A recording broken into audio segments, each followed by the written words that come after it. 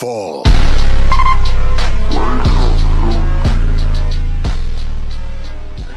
The Hashira broke the internet, I repeat. Demonslayer broke the virtual landscape of fiction. In terms of storytelling, it doesn't get any better than this. Demonslayer had everything: wicked fight scenes, awesome visual effects, heart-wrenching backstories, gruesome training, and unstoppable monsters. Everything about this show is simply sublime.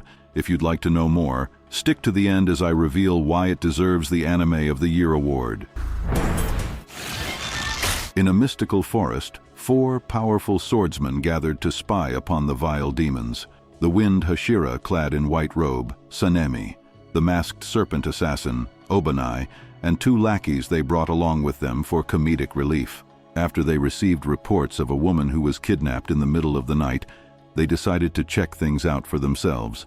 As luck would have it, they stumbled upon a careless demon who led them straight to the main hideout.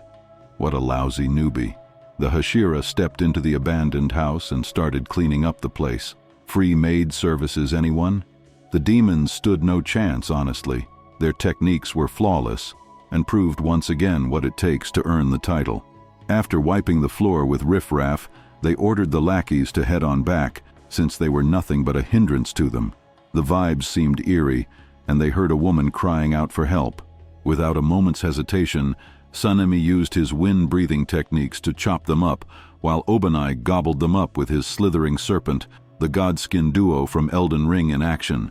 Sanemi continued to chase him down like he was Scream, and this man was a walking grinder in all earnest. He then left the lowlives to Salazar Slytherin while he confronted the pack leader all on his own. The ability to summon whirlwinds and tornadoes must be a cheat code. How is anyone supposed to fight that? However, what lied in store was even worse, and yes, it was the fabled Infinity Castle, Muzan's masterpiece, which folded like a horny gal on prom night. What a letdown. Also, was anyone aware the Infinity Castle could do that? Vanish into thin air? Elsewhere, Shinobu was heading on back looking gorgeously innocent as always. Such an adorable face for someone so deadly. She went to feed her fishes, and no, that's not an Italian mob reference. No one is getting bodied here. Not yet, at least. She kept on talking about Nezuko and how it was vital to protect her from Muzan, who is seeking to kidnap her and conquer the sun. However, since there was a Hashira meeting, she was aching to leave. Meanwhile, our boy Tanjiro was recovering in bed after the fierce clash against 2 upper-ranked demons. Granted, Muichiro dealt with one of them on his own. During their discussions, they remembered the stunning Mitsuri, who loves to stuff her face. I'm guessing that's where Tanjiro inherited the sin of gluttony from. He then explained how Nezuko was able to conquer the sun during their fight, and this was a huge breakthrough in the world of science. Tanjiro almost chocked whilst passionately talking about his sister. This guy is starting to give me Eren vibes. Let's hope he doesn't end up continuing the rumbling. Elsewhere, the Hashira were all gathered for an official meeting, and the stone Hashira, Himejima, was taking the lead on this one. Everyone seemed excited about this, and the conversation quickly shifted towards the upper-ranked demons. Sanemi and Obanai were jealous of Mitsuri and Muichiro, while Giyu seemed indifferent. All of a sudden, Amani stepped in and explained how the master, Ubuyashiki, was feeling really ill, and his condition has worsened even more. As a result, they came in his stead, and Himejima accepted their heartfelt apology using his kind words. Now this is how a true leader is supposed to act like. Amane then continued to explain the upcoming war and Muzan's intention to conquer the sun after 1,000 years. She pointed out how Mitsuri and Muichiro were able to unlock their mark and asked them what conditions had to be met to gain this. She went on to tell them about the swordsman with the first breathing technique, the fabled Yorichi, the first person to ever strike the fear of God unto Muzan. It is because of his achievements and contributions that Hashiras began to develop breathing techniques and cursed marks. Sanemi tried objecting this claim, since he has never heard of this phenomenon before. However, Amani insisted of its existence and used his fellow comrades as proof. She continued to tell them how Tanjiro bore the mark as well, even though it lay dormant for a long time. Soon enough, he inspired others to benefit from it. Mitsuri was asked to speak about her experience, And this girl was as crazy as they come. Nothing she said made sense, but she sure looked pretty saying it. After all, isn't that what matters the most? No one understood a damn thing until Muichiro decided to help her out. He told them that there were conditions that needed to be met, and started explaining how he was almost about to drown, and the fear of death and the rage associated with it forced his heart to beat faster. This impactful moment was the turning point in his fight against the upper moon, so basically, the mark is activated at the height of an adrenaline rush. Mitsuri was amazed by all of this, while Giyu and Sanemi remained envious. Afterward, Amane bolstered their efforts through words of affirmation, followed by a heart-wrenching announcement. I wonder what she said, though. It must have been devastating since Giyu asked to leave and caused an uproar, resulting in a disagreement with the other Hashira. As he was about to walk out, Shinobu tried sweet-talking him into staying, and Mitsuri butted in to calm them both down. However, Himejima showed everyone why he was the boss. What a fierce aura. Meanwhile, Tanjiro was still gobbling up everything in sight while talking about Nezuko incessantly. I mean, I knew he loved her, but this is starting to sound like an obsession, to be honest. Zenitsu, on the other hand, was interrupted by the younglings who kept on complimenting him and frying his little brain. Soon after, Zenitsu laid his eyes on Nezuko the Fabulous and lost his shit. Not only did she speak to him, but she was out in the sun without burning up. He immediately started asking her to marry him and kept on rambling like an idiot. Even so, the moment she uttered the words of his rival, Inosuke, his demon mode was activated. It seems the boarhead had been training our pretty little angel to memorize his name, and Tanjiro was surprised to hear this recent development. Soon after, his swordsmith, Hotaru, walked in shaking like it was a twerking video in the old Vine days. He had successfully finished adjusting the sword and seemed really anxious about the whole matter. The sword was of the highest design imaginable, exceptionally strong and sturdy. He kept on adulating the one who made it, since it was much superior to his own technique and ability. Tanjiro was amazed by all of this, and Hotaru continued to curse him to death for taking the sword prematurely during his fight with the upper moon demons. This guy is really creepy when it comes down to it, and the mask makes it even worse. Their loud arguments woke up Genya, who was sleeping beside Tanjiro. Out of nowhere, Inosuke popped up and made things worse for poor Genya, who simply wanted to rest. Inosuke then informed Tanjiro of the training schedule, and the Hashira finalized their meeting and agreed on a viable strategy moving forward. In 3 days' time, the training of Hell will officially start, which will prepare everyone for the upcoming war against Muzan and his minions. Himejima emphasized the importance of Nezuko in all of this, and how she takes top priority. If Muzan manages to capture her and conquer the sun, he'd practically be immortal. His words uplifted the morale of everyone involved, and they were all in agreement, aside of Giyu, who wasn't present in the meeting. The following day, Zenitsu visited Tanjiro in the hospital and kept on complaining about Nezuko and the upcoming Hashira training. This guy's weakness is quite contagious and repulsive at first glance. His only redeeming quality is his demon mode. Tanjiro rebuked his litany and considered him a coward, but this led to a fierce one-sided battle. Afterward, Tanjiro showed his gratitude for the lightning breathing techniques he taught him. It sure came in handy. This flattery got to Zenitsu's head, who was skipping in joy. Meanwhile, Tengen was leading the 1st Battalion of soldiers, and despite his retirement, he was pushing himself to the limits trying to build worthy swordsmen capable of withstanding the pressure of battle. His primary task in all of this was building their stamina. His wives were cheering him on enthusiastically and prepared meals for everyone. Even so, everyone was too exhausted to even move, let alone eat. Must be one hellish training for them to be wiped. He then continued to explain the training parameters and how every Hashira had their own method to building and honing one's technique. Sanemi was going extremely hard on everyone while Mitsuri was breaking backs. Obanai had no leniency, and Muichiro was straight-up cruel. Himejima was killing them silently, and I wonder where Shinobu and Giyu were. Later that night, Tanjiro received a letter from an annoying crow informing him of Giyu's situation. It seems the master, Ubuyashiki, sent him the letter fearing for Giyu's mental state. Since Tanjiro was a fun and loving guy, he believed he could convince him to join their party. Elsewhere, the town was buzzing with life. while a crow was sent to deliver a message to a lady named Tamayo. The crow began to speak in a polite manner, and it seemed he was Ubuyashiki's personal messenger. He asked her to join their cause and help them defeat Muzan, who was running rampant in search of Nezuko. Meanwhile, Tanjiro was reading the letter from Ubuyashiki, informing him of the dire situation he was in and how worried he was because of Giyu. He asked him to go convince the stubborn fool to join their cause, and Tanjiro agreed to follow his wishes. He decided to head there right away and ran into Aoi, who was just minding her own business, sweeping the floor when he started interrogating her about friendship. He was seeking for some advice on how to motivate someone who was depressed and lost. Aoi had no experience with this and was of no help. However, she prepared some onigiri, Zoro's favorite, and asked him to use this as a gift. Soon after, he made his way to Giyu's house and kept on bothering him like a pesky parrot who just learned to speak.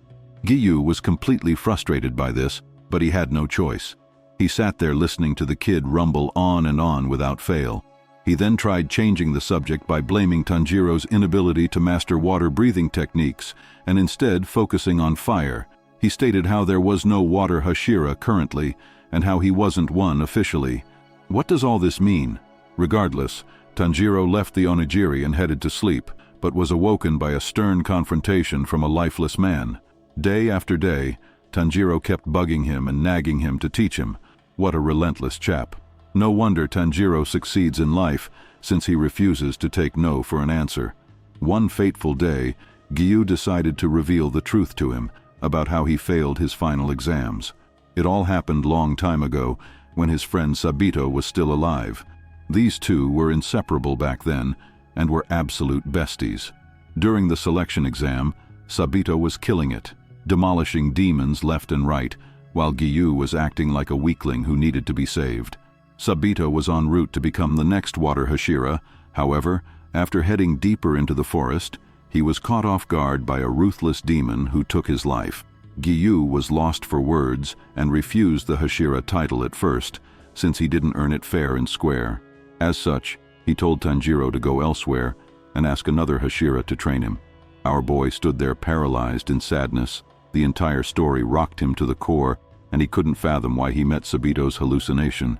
Even so, he believed it was fate that they met, and he had to say or do something to change the outcome of this unfortunate tragedy. After contemplating his options, he thought of Rengoku and what he would have done in this situation. Using the fire within him, his heart began to blaze and he muttered the first words that came to him. He shouted at Giyu to carry on the legacy Sabito entrusted to him. Those words reminded him of a distant memory he locked away, a time when Sabito slapped him silly and scolded his weakness. It was almost as if Giyu wanted to forget that side of him, since it reminded him of his pathetic nature. This man was in grief, and finally, Tanjiro had enough and thought of a way to convince Giyu. He asked Giyu to participate in an eating contest, and these two went at it. I have my bets on Tanjiro, since he inherited his gluttony from Mitsuri.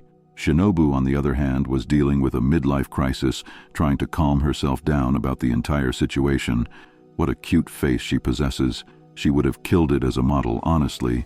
The following day, Tengen was working everyone like a dog, and this looked unbearable. He insisted on mastering the basics if they wanted to fight with demons and come out alive. However, this was no different than torture. Tanjiro came along feeling confident and ready and asked to jump straight into training. Since he was injured, Tengen was reluctant at first, but after seeing his zeal and passion, there was no way he could refuse. The three musketeers welcomed him back and started showering him with compliments, since he was responsible for defeating Gyutaro and saving Tengen. The man of the hour wasn't going to let things slide and insisted everyone eat up their full. I bet the food tasted delicious though, since they were made with love. Later that night, tiny demons were crawling all over the place, and the following day, they continued training as usual, but this time around, Tengen decided to elevate the intensity a tad bit. Everyone was amazed by Tanjiro's stamina and fervent nature. His behavior was quite peculiar for someone who isn't used to it.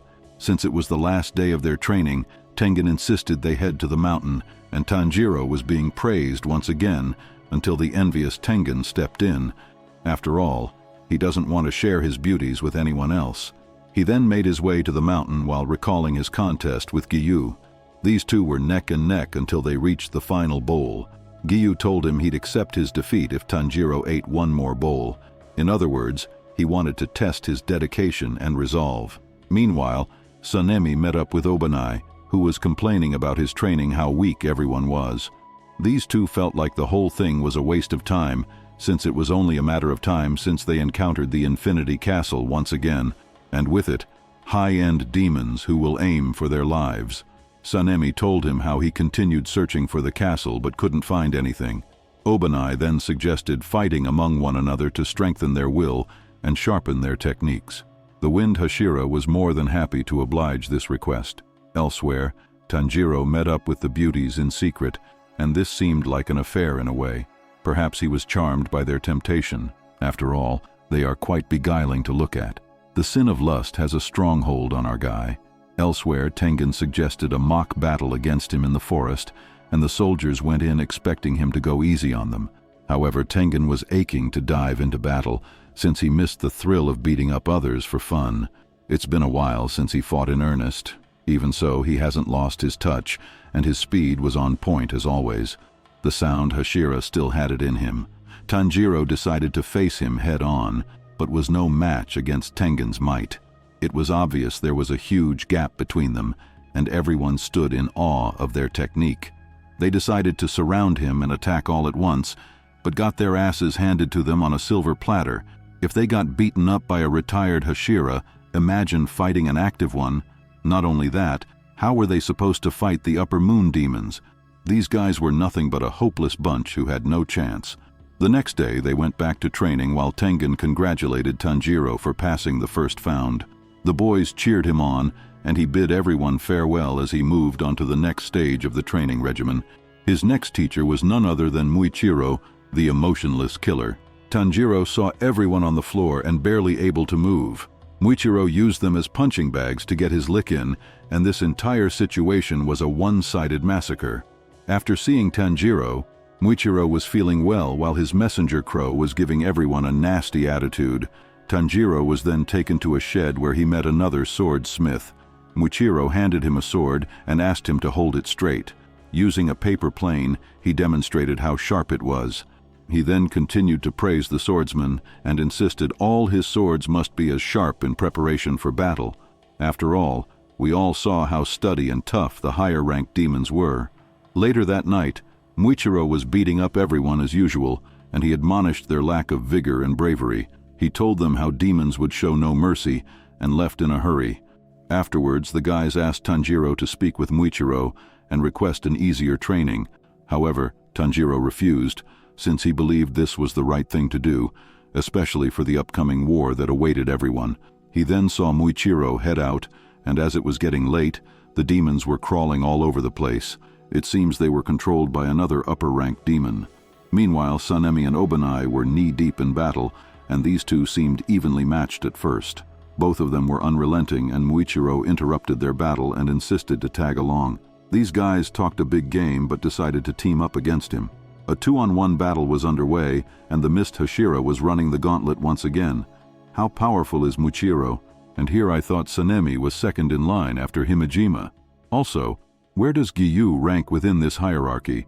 What an exciting turn of events. The following day, Muichiro continued his training, and after a while, he noticed how he wasn't sensing any urgency from the boys. As a result, he asked them to bring in real swords. Now that their life was on the line, one of them ended up chickening out and gasping for dear life. Soon enough, he apologized and dropped his sword. Afterward, Muichiro admired his decision, since it was the right one. If he tried fighting him knowing full well he was going to lose, this indicated carelessness. Muichiro then explained why he was so harsh on them and decided to spar with Tanjiro to get a feel of where he was at. Surprisingly, Tanjiro had highly evolved, and this allowed him to pass with flying colors. Everyone was envious of his progress and started feeling miserable. All of a sudden, Tanjiro challenged Muichiro to a paper plane contest. What is with this guy and competitions? He seems addicted. They then went outside and threw their first plane. As expected, Muichiro kept on winning time after time. This wasn't even a competition. Tanjiro started beating himself up for it. Soon enough, everyone wanted to chip in and participate. This boosted the morale of the entire squad and increased their camaraderie. Now that was a genius move from Tanjiro to strengthen their bond of the team. They were all in desperate need of this refreshment to help clear their mind. Afterward, Muichiro explained the situation to Tanjiro and the purpose behind the Hashira training. He told him how Nezuko was their primary concern, and this gave our boy a boost of confidence. You can tell how much he has evolved throughout the years. Soon after, he met up with the most beautiful character in Demon Slayer, Mitsuri Kanroji. And boy oh boy was Tanjiro excited. I'm guessing he had a crush on her, and she did not hold back either. She served him some pancakes and catered to his every need like a loyal housewife. Are these two really going to be a couple? He then joined her training session, which involved a ballet dance and flexibility training. Wait a minute, this is starting to look a tad bit weird. Kanroji was forcing them to learn in a day what it would have taken months. Let's hope she doesn't rip them apart. Later on, he met up with Obanai, who was absolutely livid about the entire situation. Then again, he had his eyes set on the love Hashira long before this scrawny little punk showed up. While reading a letter she sent, he was envious of her excitement and the way she called him adorable. As such, he made it his mission to make Tanjiro's life a living hell. As soon as he opened the door, Tanjiro saw students tied up to poles, and the challenge was to hit the coins without hurting his fellow teammates. Basically, a test of precision. Obanai continued to demonstrate and left everyone speechless. Then again, they were all tied up and gagged. I jest. But on a serious note, Tanjiro started freaking out after hearing their cries and was barely able to strike. As a result, Obanai asked him to strike and unleashed a counter out of nowhere. The stakes were high this time around. If he hesitated, he was struck. However, if he lost precision, he'll end up hurting the innocent students. To make matters worse, Obanai was using his serpent breathing technique to bend and twist the sword. This wasn't fair, since it was an obvious disadvantage. Even so, nothing is fair on the battlefield and everything goes. A harsh lesson Tanjiro had to learn early on. Later that night, Tanjiro was training all alone while the students were cheering him on. After finishing their training, they headed towards the bathhouse and soaked their hearts out. The next day, it was the same thing all over again. No matter how hard Tanjiro tried, he wasn't able to land a strike. Time after time, it was the same old song and the same old dance. At this point, any normal individual would have given up, except Tanjiro, that is, who gave it his all and matched Obanai's speed and precision to the point where he blocked all his attacks and slashed his sleeves, which was the requirement to pass. Now that he was done with this part of the training, he was ready for the next Hashira. However, on his way, he met Zenitsu, who started to freak out. It seems he was running away from Sanemi, who was genuinely trying to kill him. I knew the Wind Hashira was tough, but this guy seems outright brutal. Is he worse than Muichiro and Obanai? Based on the look in his face, I'd suspect so. Oh, this is going to be fun. Sanemi did not hold back and wiped the floor with everyone. It was an all-out brawl, no holds barred. And unlike the other Hashiras, this guy held a personal grudge.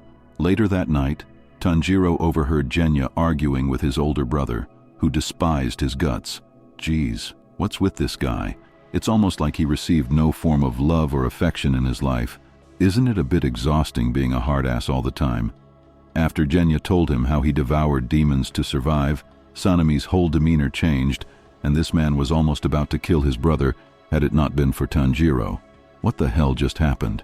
Hold up, was Tanjiro seriously about to slug it out with the Wind Hashira? What was he thinking? Then again, when did Tanjiro ever use his logical brain to do anything? He kept on talking about protecting and loving one another. However, his words meant nothing to Sanemi, who launched into battle. His speed was unearthly. Even so, Tanjiro managed to land a kick and shock everyone. A fierce battle ensued, and it was obvious Tanjiro was about to get bodied in broad daylight. Genya refused to leave, and everyone chipped in to help. The following day, the master declared a ceasefire, and things went back to normal. Afterward, Tanjiro and Zenitsu were promoted to the next stage of the training, and this time around, they headed to a peaceful waterfall. This was the final stage, and it was led by none other than the stone Hashira Himejima, who went straight into lecturing the newbies about the importance of lower body training and stability. To start things off, he asked them to plunge their bodies in the freezing waterfall for as long as they can. Then, they had to lift logs and push a gigantic boulder. He made it seem like it was a cakewalk.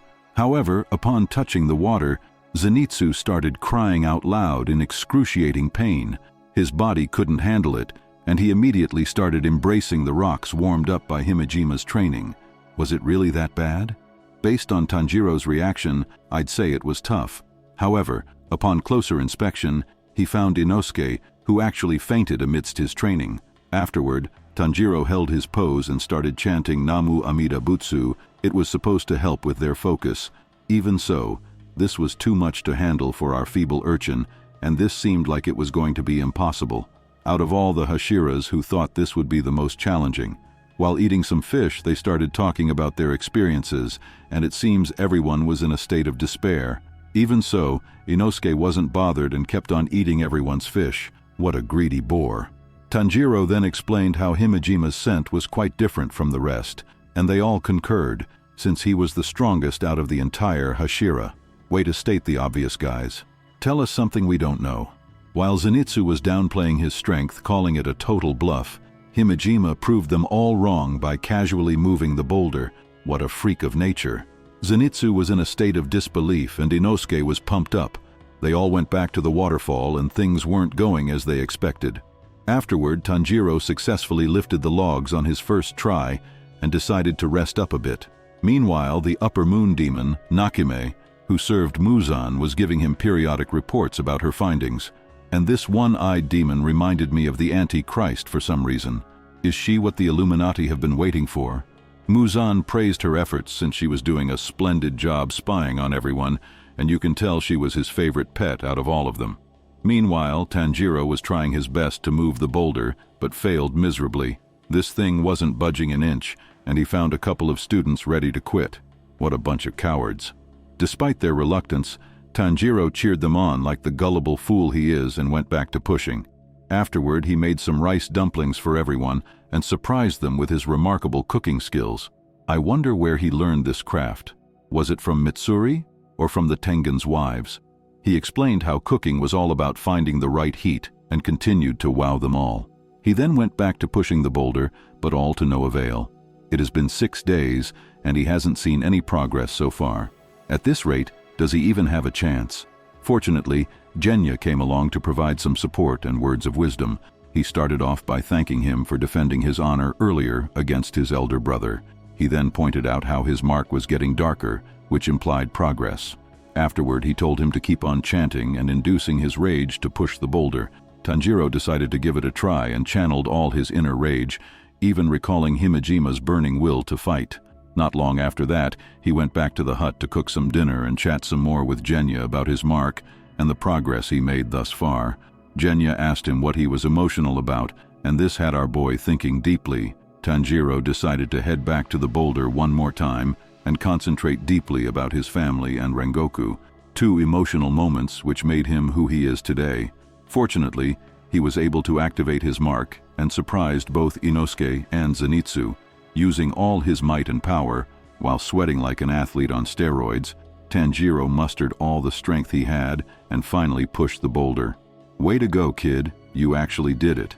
This guy is going to end up a monster by the end of the series. After seeing his resolve, both Inosuke and Zenitsu were dumbfounded by his newfound strength.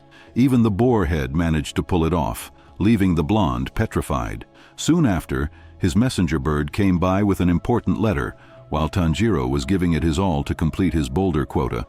After finishing the task, he was completely debilitated and dehydrated. He felt like this was the end for him until Himejima came through with some water. What a compassionate monk this guy turned out to be. He congratulated Tanjiro for completing his tasks and applauded his efforts during the Upper Moon battle. Tanjiro was confused at first until he enlightened him of his personal philosophy of what an ideal swordsman was. It was someone who valued the life of others over his own and was willing to die for an honorable cause. It just so happens that Tanjiro fit this picture to a T.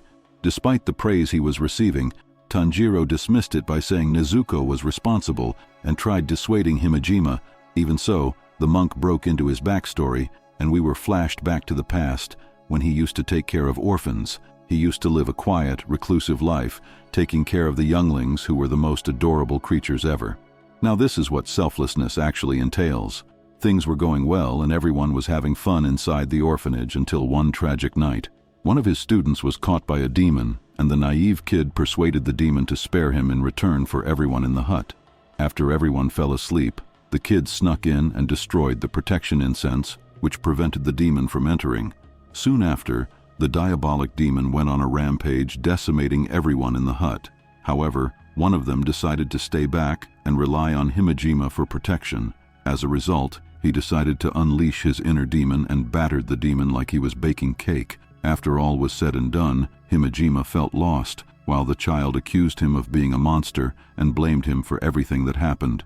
Despite saving her, he was labeled a criminal and was sent to prison for life. That was the day something in him broke. Thankfully, the master, Ubuyashiki, saved him from this cage of lies and deceit by promising him a better life. What a tragic backstory. No wonder he cries non-stop. This man is always in a perpetual state of grief. Elsewhere, Genya was praising the stone Hashira and all he has done for the community. Inosuke, on the other hand, was too busy eating up everyone's portion. This guy does not know the meaning of restraint, does he? Just then, Tanjiro wondered where Zenitsu ran off to, and it seems no one has seen him since. As a result, Tanjiro went out looking for him and found him feeling depressed. What happened to the poor innocent Zenitsu we know and mock? I wonder what he read in the letter. His entire demeanor changed and gave off eerie vibes. Soon after, Tanjiro headed back thinking about his poor little sister. However, he was distracted by Giyu and Sanemi's fight. These two were evenly matched, and proved once again the level Tanjiro must reach in order to be considered a worthy Hashira. There was a huge gap between them, and it was painfully obvious to watch. But seriously, I thought Giyu was stronger for some reason. I wonder what the Hashira hierarchy actually looks like. Tanjiro tried de-escalating the situation by suggesting to cook food for them, but was knocked out by Sanemi. After he woke up, Giyu started explaining the reason for the Hashira fights, since it was designed to sharpen their techniques and keep them on their toes. Later that night, Sanemi was complaining constantly about what happened, since Tanjiro struck a nerve. However, he sensed a monster and realized the mansion was under attack. Not long after that, the man, the myth, the legend, Muzan stepped into the mansion in the most extravagant style imaginable. What a demonic menace. My guy pulled up looking like he was prime Satan. His aura was all over the place and radiated throughout the Ubuyashiki mansion. Also, where are the Hashira? Are they seriously going to let him stroll in just like that? Ufotable went crazy on this one. It was finally time, and Muzan confronted his greatest rival face to face. However, upon closer inspection, he was greatly disappointed to see Ubuyashiki down for the count, barely holding on to dear life. This man was blind, bedridden, and afflicted with a fatal illness. He had no power left in him to form a constructive statement. Amane had to explain Muzan's physical feature to him and help him communicate his thoughts. Muzan stood there silently while the old geezer kept on rambling. He then interrupted his speech to curse his very existence. After all this time, his great rival was nothing but a nuisance who was of no significance. Ubuyashiki went on to explain about his fatal illness and how he should have died 6 months ago. His body felt heavy, and his mind was cluttered with all sorts of thoughts. He explained how he and Muzan were from the same bloodline and how his birth was a curse to their family. Since they gave birth to a monster like Muzan, their children were born weak and passed away soon after. As a result, they started marrying daughters of priests to receive their blessing and help sustain the clan's honor and name. Despite this, no one in their family has lived over the age of 30. Wait a minute, are you telling me Ubuyashiki isn't an old geezer? Muzan dismissed all of this, claiming he was beyond divinity and no one is able to punish his heinous crimes. Even so, Ubuyashiki warned him of the looming threat that awaits him, the demonslayer corps he trained and prepared. Ubuyashiki knows Muzan all too well and how he yearns for immortality. Muzan wasn't about to let his disrespect slide and stepped up to him to deliver the final blow. However, Ubuyashiki's words caught him off guard. He kept on talking about the human will and the ability of human beings to overcome any obstacle and adversary. Muzan stood there paralyzed, contemplating the depth of these vile beasts. The Hashira had their eyes set on him, and their gaze wasn't about to let down. After saying all of this, Ubuyashiki finally made peace with himself, and now it was finally time for Muzan to end things. Meanwhile, Sanemi was running towards the mansion alongside Obanai, Mitsuri, Muichiro, Shinobu, Giyu, and Tanjiro. In a flashback, we saw how the Hashira gathered to discuss appointing a bodyguard for Ubuyashiki. However, Himejima dismissed it, claiming the master is completely against the idea. He has been with him for nearly 8 years, and all that time, Ubuyashiki has never accepted a bodyguard in his mansion. As the Hashira were approaching the mansion, it was lit ablaze in the most spectacular fashion imaginable. The animations in this scene should grant Demonslayer a place in the Hall of Fame, honestly. What a splendid explosion, truly breathtaking to be honest. It was a sight to behold, and Muzan was blown apart by it. Even so, his regenerative abilities were second to none, and he slowly regained his composure. It seems Muzan greatly underestimated him and paid the bitter price as a result. While he was trying to recover and grow back his limbs, a mysterious red ball appeared out of nowhere, attacking his insides and paralyzing him on the spot. It was a blood demon art, and while he was trying to absorb it, the lady from earlier, Tamayo, came to exact her revenge. It seems that Muzan was responsible for turning her into a demon and used her to kill her own family. What a savage move. Regardless, she was now able to get back at him. Just then, the righteous warrior, Himejima, showed up and blew his mind, literally.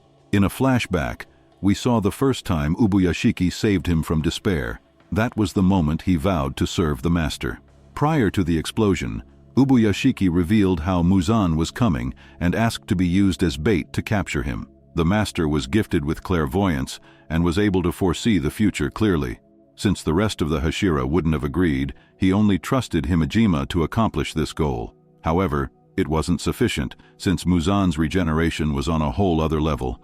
Soon after, Muzan decided to retaliate with his own blood demon art. The stone Hashira proved then and there why he was the best out of all of them. Sanemi showed up to the battle, and so did the rest of the Hashira. They were all flabbergasted. And Himejima screamed out to them, telling them Muzan killed their master and that the war was underway. They all launched into battle one after the other, using their special technique. However, Muzan saw this coming and summoned the Infinity Castle right underneath them. They were all swallowed one by one, and no one was spared. Oh boy. Things are about to get real exciting, really quick. We are in for one heck of a show. I hope you guys are strapped in, cause Demonslayer is about to break the internet. I can't wait for the finale of this show to be revealed. Now this is what you call peak fiction.